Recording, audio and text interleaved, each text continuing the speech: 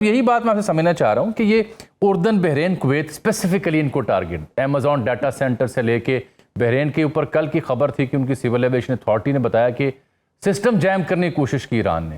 سو یعنی صرف امریکی جو بیسز ہیں ان کو ٹارگٹ نہیں کیا جا رہا، ادر وے اراؤنڈ بھی ان ممالک کو ڈیمیج کیا جا رہا ہے، ان کے لیے پرابلم کریٹ کی جا رہی ہے. ایران کے اس میں آبجیکٹیوز کیا ہیں ادر دین بیسز کو ٹارگٹ کرنے کے حوالے سے؟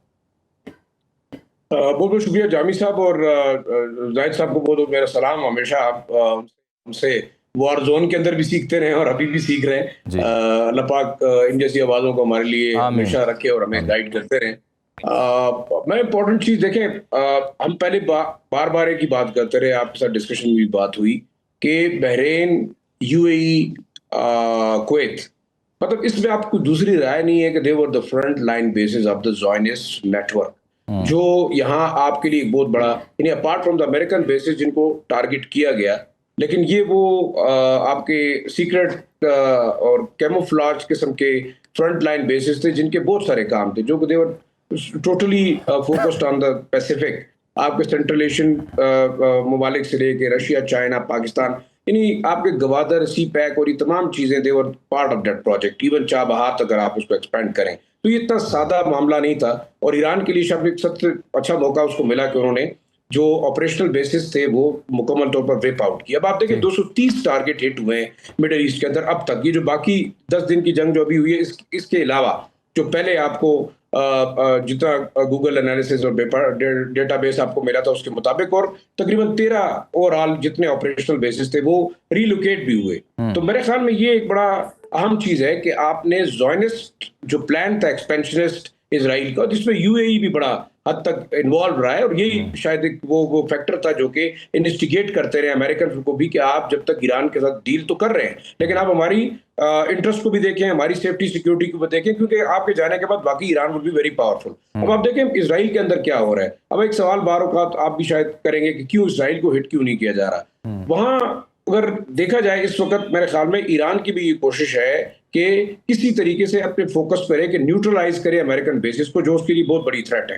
اس دفعہ جارڈن کو جو ہٹ کر رہے ہیں، آپ دیکھ رہے ہیں Jordan was the main area جہاں سے اسرائیلیز اٹیک کرتے، لیکن آپ جارڈن کی سپورٹ کے لیے بھی اسرائیلی نہیں اٹھ رہے.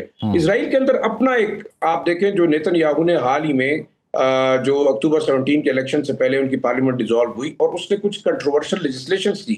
سب سے امپورٹنٹ لیجسلیشن آپ دیکھیں وہ کیا تھی، وہ یہ تھی کہ جو آپ نے ایک ٹوٹل ایک لحاظ سے لیوریج دے دیا ان آرتھوڈاکس جو جویش یوتھ تھے کہ آپ دیر از نو کمپلشن آن یو کہ آپ اسرائیلی فوج کے اندر شامل ہوں. پھر وہاں کانفلکٹ ایک اور یہ پیدا ہوا کہ آئی ڈی ایف کی چیف جو ہے آئل زیمر، وہ یہ کہہ رہے تھے کہ جناب ہمارے پاس تو 12,000 لوگ پہلے کم ہے، 72,000 آپ جو آرتھوڈاکس یوتھ کو ایک لیوریج دیں گے کہ آپ کمپلشن جو ہے وہ آپ کی اسرائیلی آرمی کے اندر سرونگ کی وہ آپ نہ کریں تو we are going to fight. تو وہ ایک انٹرنل معاملہ بھی لگ رہا ہے. اور میرے خیال میں ایران جس طریقے سے میرے خیال میں ہٹ کیا ہے اس وقت، نقصان اور فائدے کی اگر ہم بات کریں، بالکل کولیٹرل لاس بھی ہوا ہے ایران کا، ہیومن لاس بھی ہے، لیڈرشپ کا بھی جو لاس ہوا ہے وہ بالکل irreparable ہے. لیکن اس نے سمبولکلی آپ کے دو بڑے جو ایکسپینشنسٹ ڈیزائن کے والے ملک تھے، ایک امریکہ اور ایک آپ کا جینوسائیڈل جو ریاست ہے اسرائیل کی، میرے خیال میں اس کو بڑی حد تک آپ ان کے جو ڈیزائنز تھے ان کو ایک لحاظ سے روکا ہے کسی حد تک. گاڈ نوز کے آگے کیا ہوتا ہے، لیکن میرے خیال میں بڑی حد تک Iran is now leading in a sense کہ امریکنز خود آپ کے پاس ابھی بھی شاید دے آر کانٹیکٹنگ پاکستان کہ یار آپ ہمیں پھر فیس سیونگ دیں، لیکن ہو ول ٹرسٹ کہ کیا آپ 10 دنوں کے بعد دوبارہ امریکن جو ہے وہ اٹیک کریں گے. مین ایشو آپ کا وہی ہے کہ امریکن جو پالیسی میں. شیرازی صاحب آپ یہ فرمائیں کہ اس بیچ میں جو ایرانی وزیر داخلہ پاکستان آئے ہیں اور پھر ایک پروپوزل کہ 10 دن کے لیے ایم او یو پہ بحالی ہو، آپ نے ہرمز کھول دی جائے، اس میں کوئی سنجیدگی لگتی ہے یا ابھی تک کہ جو آپٹکس میں بھی ڈسکس کر رہا ہوں جو انفارمیشن سرفیس آؤٹ ہوئی کہ نہیں اس کا امکان نہیں ہے؟ آپ کی ریڈنگ کیا ہے؟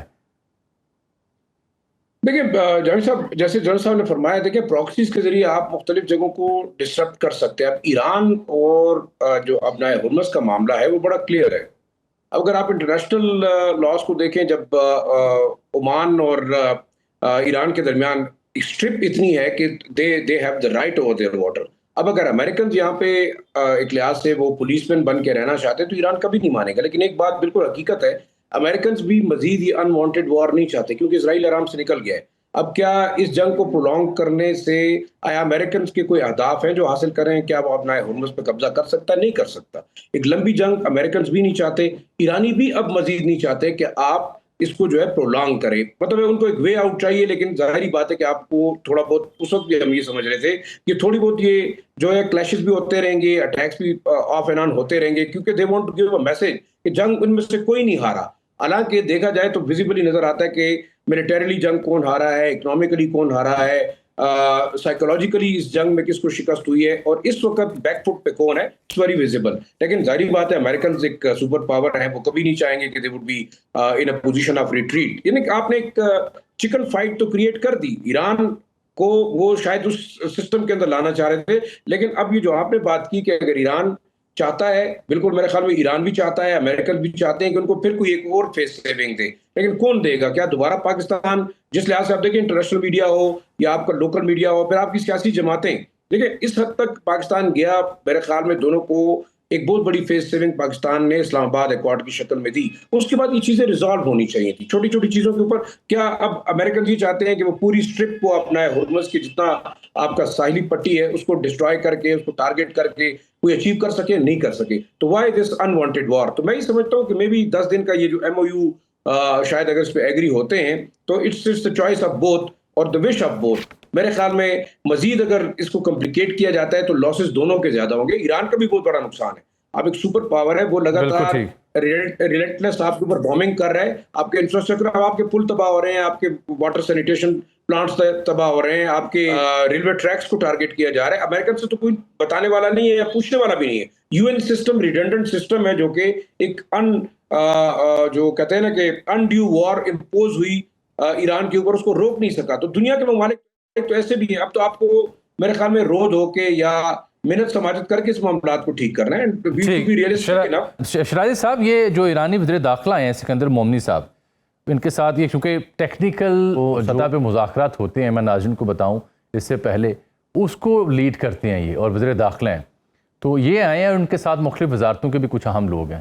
تو یہ صرف ایک نقوی صاحب کی دعوت پہ خیر سگالی کا دورہ ہے, یا میں اسے ریڈ کروں وہ جنرل صاحب جہاں بات کریں 10 روزہ پلان کے اوپر کہ اس کے ساتھ جڑا ہوا ہے؟ آپ کی کیا ایکسپیکٹیشن اس دورے سے؟ دیکھیں میرے خیال میں اتنے ہائی رسک پیریڈ میں کہ جب اگر آپ کے ملک کے اوپر بمباری بھی ہو رہی ہو, ریلنٹلیس اٹیکس بھی جا رہے ہوں, دنیا کی ایک سپر پاور ہے, پھر آپ کے خلاف ایک کوورٹ سائبر وار بھی جاری ہے, تو میرے خیال میں آئی تھنک اتنا خیر سگالی کا دورہ اس وقت میں شاید میں سمجھتا ہوں کہ نہیں ہوگا. It's very important. اور میں بھی ہم دعا بھی کر سکتے ہیں جیسے جنرل صاحب نے کہا کہ بھائی وی آر اینڈنگ اپ. اگر آپ اس وقت ماڈرن وارفیئر کو دیکھیں, پر میں اس کی طرف دوبارہ آتا ہوں, لیکن آپ دیکھیں آپ نے غزہ کے اوپر بمباری کر کے 2 سال سے کیا حاصل کیا. ایک وہ لوگ جو کہ بالکل نہتے تھے, ان کے پاس ایک کلاشنکوف ہوگی, ایک راکٹ لانچر ہوگا, اس سے زیادہ کچھ نہیں ہے. پھر آپ نے دیکھا یوکرین اور رشیا کی وار میں ایک بڑا فریق ایک چھوٹے فریق کے ساتھ لڑ رہا ہے, کوئی اینڈ نہیں ہے. پھر یہاں دیکھیں انڈینز اپنے آپ کو بڑا طاقتور کہتے رہے ہیں, لیکن پاکستان سے وہ مطلب نہ جنگ جیت سکے, نہ اس کو پریشرائز کر سکے, مار کھاتے رہے. لیکن وار کافی زیادہ بدل گئی. ایران بے شک اس وقت ڈیفینسو پہ ہے, اوفینسو نہیں کر رہا, لیکن وہ طاقتور دشمن جو کہ چاہتا ہے کہ میں اپنے چھوٹے دشمن کو جلدی زیر کر لوں, وہ کر نہیں سک رہا. تو یہ ایک بڑا سوال ہے کہ جو ماڈرن جنگوں کے اندر کیا واقعی آپ نے, جیسے جنرل صاحب نے کہا کہ ملٹری اسٹریٹجی آپ نے بنا لی کہ ہم نے انویٹ کرنا ہے, پھر آپ نکلیں گے کیسے؟ میرے خیال میں امریکنز کے لیے تو نہ کوئی شاید لگتا ہے کہ کوئی نارمز ہیں, نہ کوئی جنگی نارمز ہیں ان کے, نہ کوئی ان کے ڈپلومیٹک نارمز ہیں, اور کوئی ایسی چیز نہیں ہے. ان کے انٹرسٹ ہیں. افغانستان کے اندر وہ ایک دفعہ جنگ ہار کے نکل گئے, ایگزٹ کر دیا انہوں نے. دوسری دفعہ آپ نے دیکھا, دوسری دفعہ بھی وہ ڈچ کر کے بھاگ گئے. لوگ جو ہے وہ جہازوں کے ساتھ لٹکتے رہے, یہ اپنے لوگوں کو لے کے بھاگ گئے, اکوپمنٹ بھی چھوڑ کے بھاگے ہیں. دس از ہاؤ دے ریسپونڈ. تو آپ مطلب کسی وقت بھی, جیسے کہ پہلے ٹرمپ صاحب نے کہا کہ میں نے نیٹنز کے جو ایٹامک پاور پلانٹ ہے اس کو مکمل نیست و نابود کر دیا, پھر بشیرہ کو ہم نے مکمل تباہ کر دیا, 90% جو ہے ایران کی کیپیبلٹی ختم ہو گئی. جب ہو گئی ختم تو اس کے بعد جھگڑا ہے کیا؟ میں یہ سمجھتا ہوں کہ وہی جو کنٹینیوشن آف وار ہے فار پولیٹیکل انٹرسٹ. اسرائیل کا الیکشن بھی اکتوبر کے اندر ہے, آپ کا جو مڈ ٹرم الیکشن نومبر کے اندر آپ کا امریکن کا ہے اس کا بڑا فرق پڑے گا. آپ اس کو ڈریگ آن کرتے جا رہے ہیں. بے شک آپ اس کو ایم او یو کے ذریعے 10 دن روکیں پھر آپ لے کے جائیں گے. میری رائے یہ کہ اگر یہ 10 دن والا ہوتا بھی ہے لیکن پھر بھی لاسٹ میں بھی یہ کنٹینیوشن رہے گی اپ ٹل دس الیکشن